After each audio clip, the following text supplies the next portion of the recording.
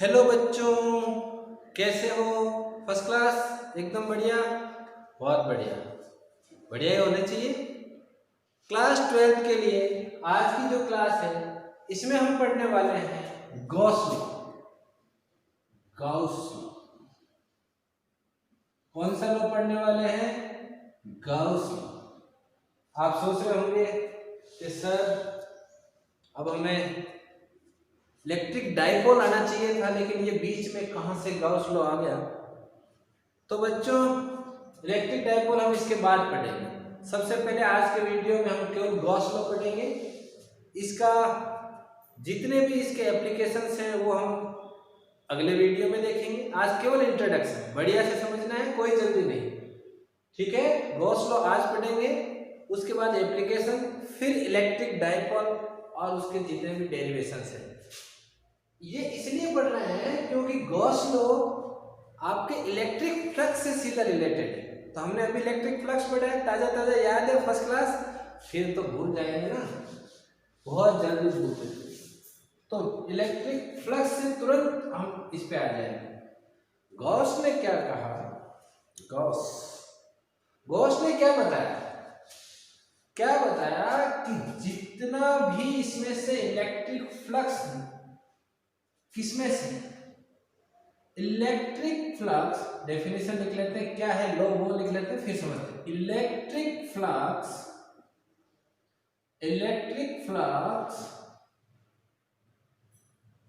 Through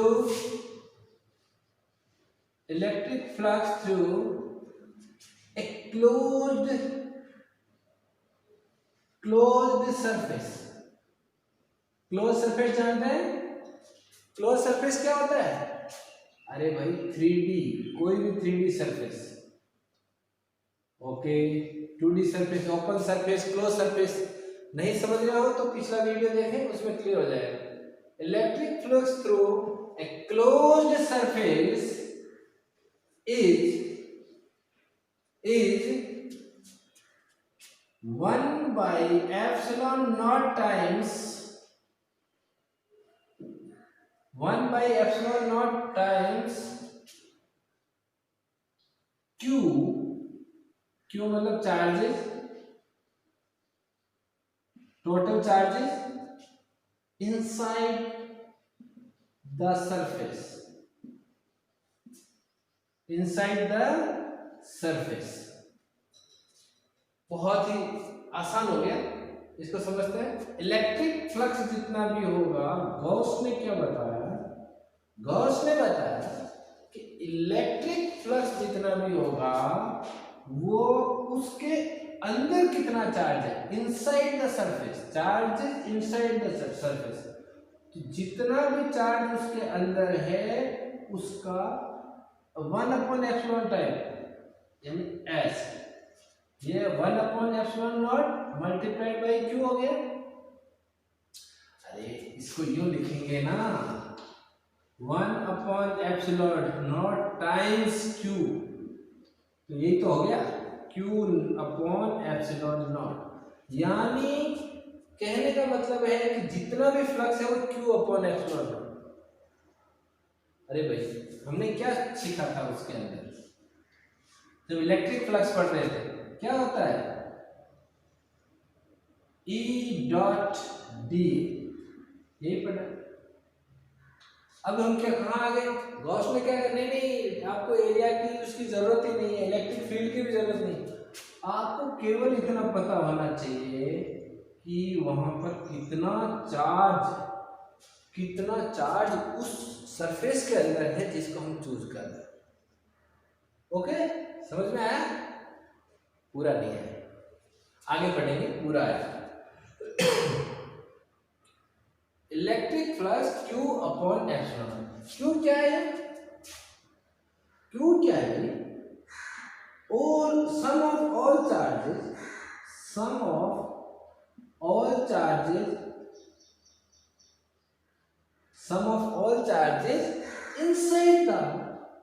inside the closed surface, अंदर की side. तो कौन सा नहीं लेना है?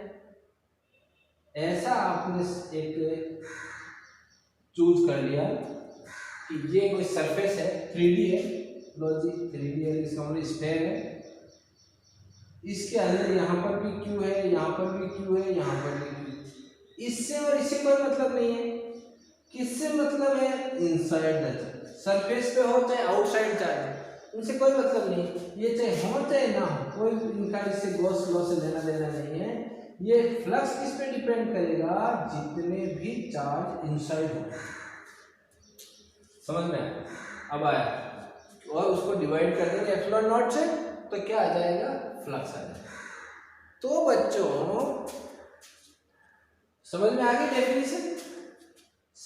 जब डेफिनेशन समझ गए तो अब हम इसको थोड़ा कैलकुलेटिव पार्ट में देखते हैं कैसे डिराइव करेंगे। एक छोटा सा एग्जांपल लेते हैं। 2-3 चीजें ध्यान रखनी है इसके अंदर। सबसे पहला काम क्या है बच्चों कि आपको जो चार्ज है वो केवल इनसाइड देखना है, और दूसरा क्लोज्ड सरफेस लेना है। कैसा सरफेस लेना है? Closed surface.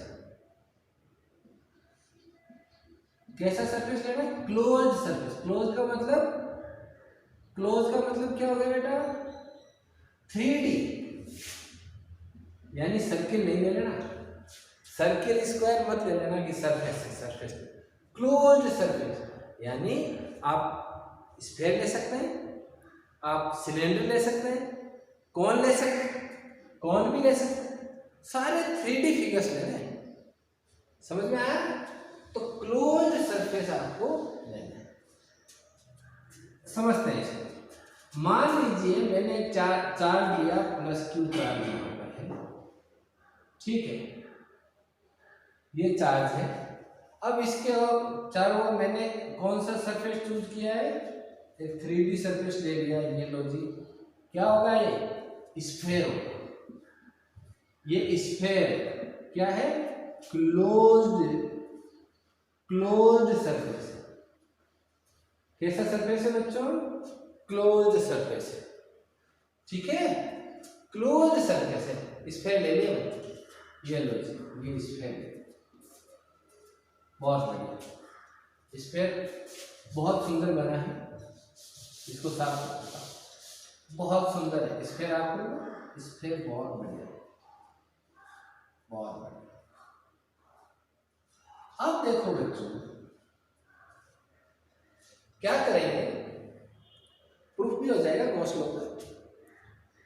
वैसे तो लॉ को भी प्रूव नहीं कर सकते आप, लॉ तो लॉ होता है ना बच्चों, उसका क्या प्रूफ हो गया, लेकिन फिर भी हम प्रूफ भी इसके अंदर देखने की कोशिश करते हैं।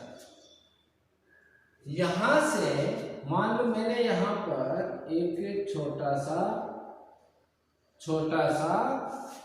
सरफेस ले लिया, लॉजिक ये, ठीक है। अब यहां से कितना फ्लक्स आउट हो रहा है ये किस पे डिपेंड करेगा? ठीक है, यहां पर कितना हो रहा है, यहां पर कितना हो रहा है, यहां पर कितना, सब जगह अपने छोटे छोटे लेवल सरफेस। यहां पर कितना हो रहा है, ये सरफेस भी है, कितना यहां से इलेक्ट्रिक फ्लक्स आउट हो रहा है।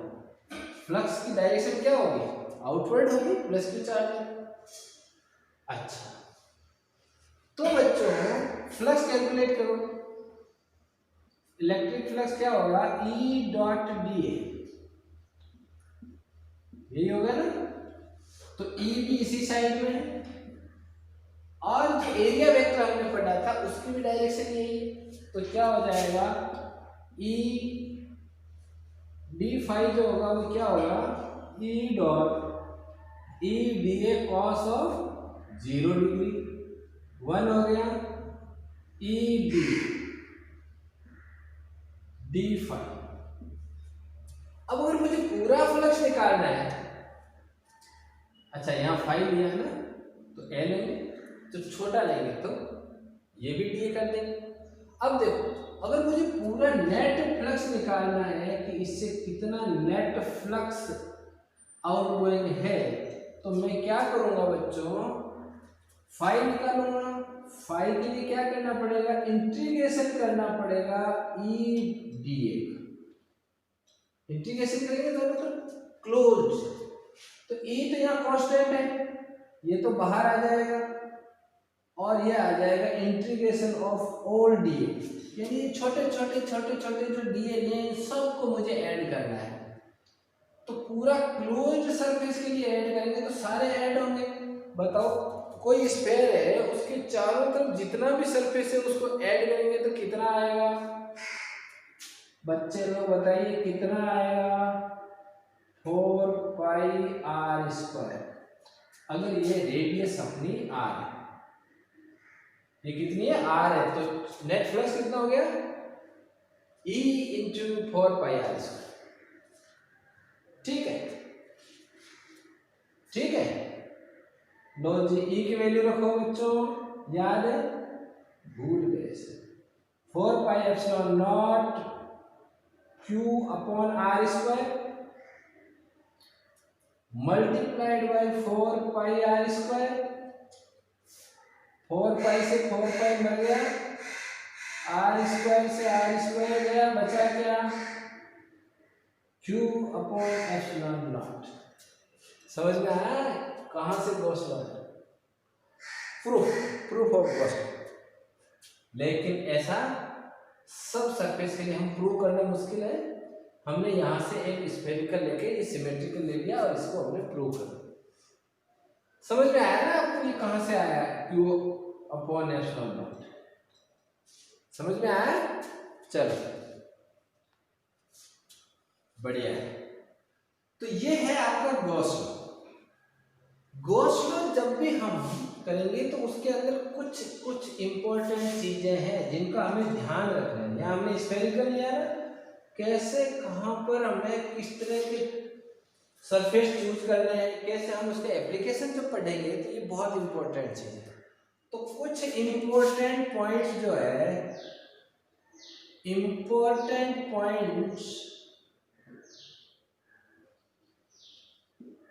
Important points about Gauss law ज्यादा नहीं पढ़ेगा, केवल गॉस लॉ का इंट्रोडक्शन देखेंगे। इंटीग्रेशन हमने पढ़ लिया, अब इंट्रोडक्शन देख लेते हैं और उसके बाद नेक्स्ट वीडियो में देखेंगे एप्लीकेशन ऑफ गॉस लॉ। उसमें अच्छे सवाल करेंगे, अच्छे डेरिवेशन करेंगे। पहला क्या है इंपॉर्टेंट चीज कि जो गॉस लॉ है, तो गाउस लॉ भी कहते हैं। गॉस लॉ जो है, it is true for all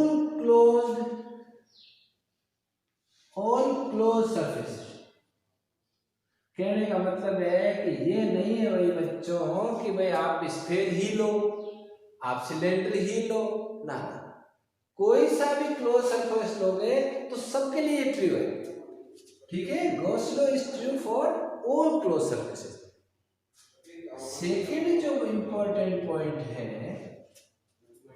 है ना, इसके अंदर कहने का मतलब है जो अपन राइट हैंड साइड में क्यू लेते हैं ना, इसका मीनिंग क्या है? क्यू का मतलब क्या है? The sum of all charges, सारे चार्जेस का sum, the sum of all charges inside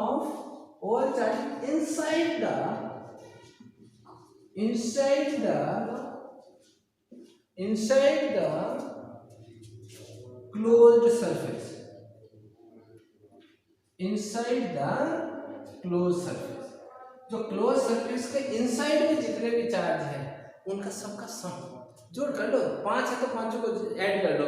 ऐसे नहीं कि क्यू लिखा है तो कौन सा क्यू है, कौन से नंबर का मैक्सिमम वाला ले ले सर, नहीं, अपने मन से नहीं, सबको ऐड कर लो, जितना आएगा उतना। ओके, नाउ थर्ड, तीसरा इंपॉर्टेंट पॉइंट क्या होगा कि मान लो कि ऐसी सिचुएशन हो कि कुछ बाहर हो कुछ अंदर। अरे बच्चों मान लो कि एक क्यू यहाँ है, एक यहाँ है, एक यहाँ है, कुछ ऐसा है, लेकिन मैंने यहाँ ले लिया। जो हमने गॉस जो सरफेस लिया वो कहाँ ले लिया? यहाँ ले लिया।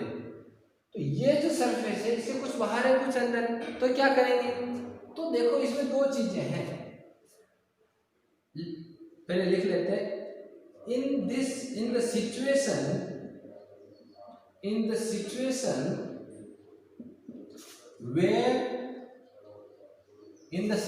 where some charges are outside and some are inside the closed surface,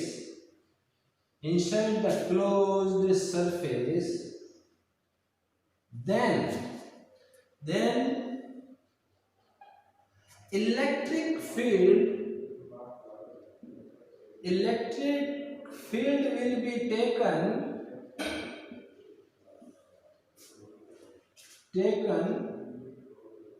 by electric field will be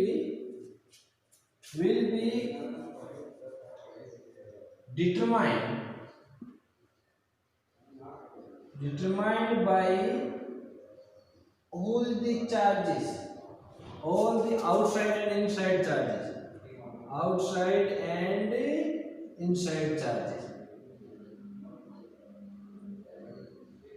कहने का मतलब कुछ बाहर है कुछ अंदर है, तो जो इलेक्ट्रिक फील्ड होगा यहाँ पर, इसकी कैलकुलेशन कौन डिटरमाइन करेगा? ये कितना होगा? ये इनके कारण भी होगा और अंदर वाले के कारण भी होगा, यानी सबके कारण होगा। Electric field will be due to all the charges whether they are inside और आउटसाइड, बट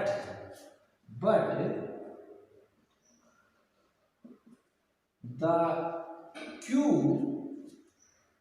Q कहाँ मिलेगा आपने?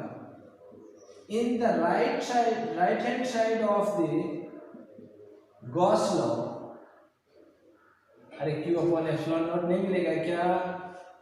राइट हैंड साइड में will be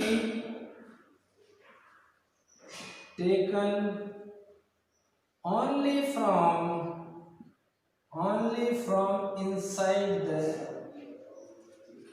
inside charges of the surface of the closed surface। बहुत लंबा लिखना है सर, समझना जरूरी है, लिखोगे तो तब ना जब समझ में आए। अरे भाई जो आपका गॉस लॉ है E dot dA due integration, और ये तो लेफ्ट हैंड साइड आ गई, राइट हैंड साइड क्या आ गई? Q upon epsilon not flux हो गया ना, इलेक्ट्रिक फ्लक्स, ये इलेक्ट्रिक फ्लक्स। तो इसमें जो Q है वो तो अंदर वाले जितने भी चार्जेस है उनके कारण आएगा, बट जो ये E आएगा यहाँ पर कितना इलेक्ट्रिक फील्ड होगा ये कौन डिसाइड करेगा? सारे चार्ज मिलकर, बाहर वाले अंदर वाले, ठीक है। तो ये हो गया अपना तीसरा इंपॉर्टेंट पॉइंट। एक पॉइंट को बड़े ध्यान से समझना है, कैसे एप्लीकेशन क्या है इसकी। अगर ये समझ में आएंगे तो तभी हम एप्लीकेट कर पाएंगे इसको नई सिचुएशन में। वायर के कारण कितना होगा सारा हम कैलकुलेट कैसे करेंगे? इसी से करेंगे, लेकिन ये पॉइंट्स हमें याद रखना है। तो साफ कर दूं मैं इसको, नोट कर लेना, वीडियो को पॉज करें, चैनल को सब्सक्राइब कर लें, नहीं किया है तो शेयर करें अपने दोस्तों को, ज़्यादा से ज़्यादा लोग इसको देखें। इस चीज़ की जिम्मेदारी आपकी है बच्चों, ठीक है। तो चौथा इंपॉर्टेंट पॉइंट क्या है? डोंट टेक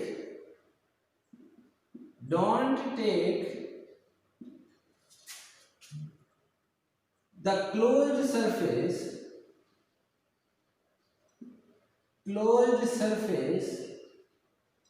through, ये भी बहुत मजेदार है, through discrete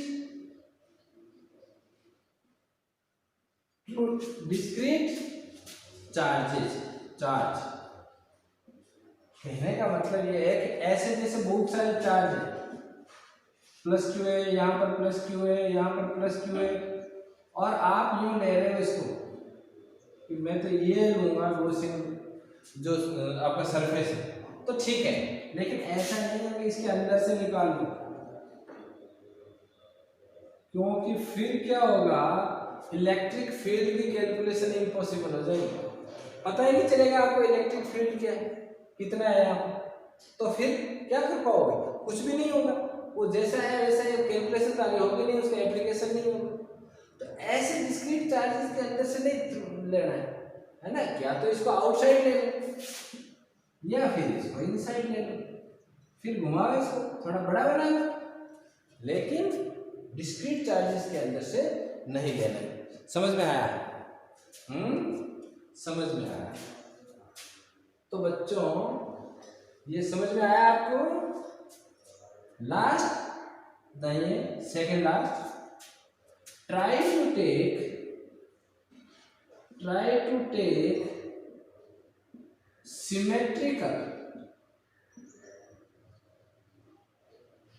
symmetrical surface। कोशिश करो कि सिमेट्रिकल सरफेस है, यानी ऐसा, या तो हम स्फेयर ले लें, इससे क्या होगा, अपना एरिया निकालने तो टोटल सरफेस एरिया निकालेंगे तो उसमें आसानी रहेगी। अगर आपने आड़ा टेढ़ा ले लिया तो फिर क्या करोगे, फिर बहुत दिक्कत आएगी। आपको क्या पता उसका सरफेस एरिया कितना है, या फिर आप ऐसे सिलेंड्रिकल ले लो, कोनिकल ले लो, वो भी ठीक है, ज़्यादा इमरजेंसी आ जाए तो।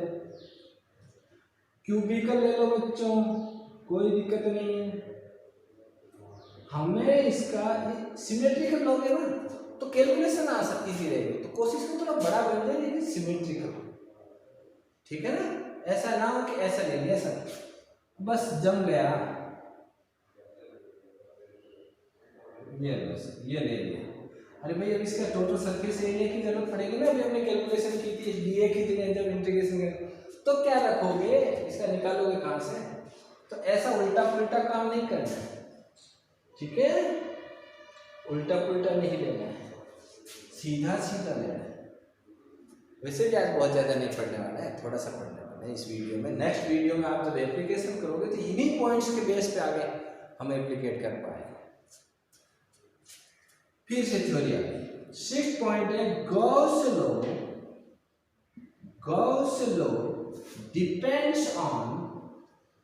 डिपेंड्स अपॉन, किस पे डिपेंड करता है, कूलम्ब्स लॉ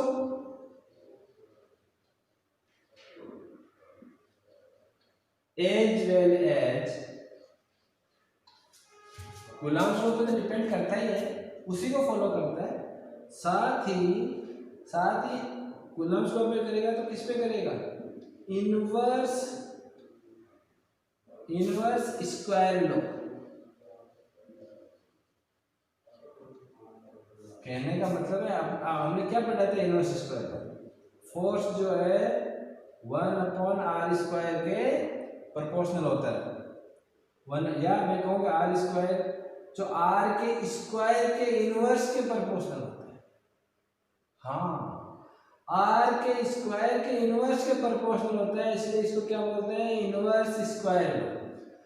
तो ये जो चीजें इसको ये फॉलो करता है बॉस, क्योंकि कूलम्ब्स इसके अंदर भी तो आएगा ना। यहाँ पर जब लिखेंगे, अभी हमने क्या किया था, क्या लिखा था, ये जगह 1/4πε0 Q/r², तो यहाँ इसमें आएगा ये, तो इसको ये इफेक्ट पड़ेगा, ठीक है ना, r के हिसाब से ये चेंज होगा। तो कहने का मतलब है, थ्योरी है, ज़्यादा कुछ कैलकुलेशन में इसका इम्पैक्ट नहीं आता, लेकिन इसमें आपको ये समझना है कि अगर इसको अपन वायलेशन करेंगे, इसको अगर हम तोड़ेंगे कि भाई नहीं गॉस लॉ को फॉलो नहीं करेंगे, तो इनवर्स स्क्वायर लॉ भी फॉलो नहीं होगा, कूलम्ब्स लॉ भी नहीं होगा। यानी सब जगह आप इसको सुपरसीड नहीं कर सकते, आपको इसको भी मानना है, इसको भी मानना है, इसको भी मानना है, तीनों मिलकर। तो ये बात हो गई आपकी गॉस लॉ की। समझ में आ गया आपको गॉस लॉ क्या है,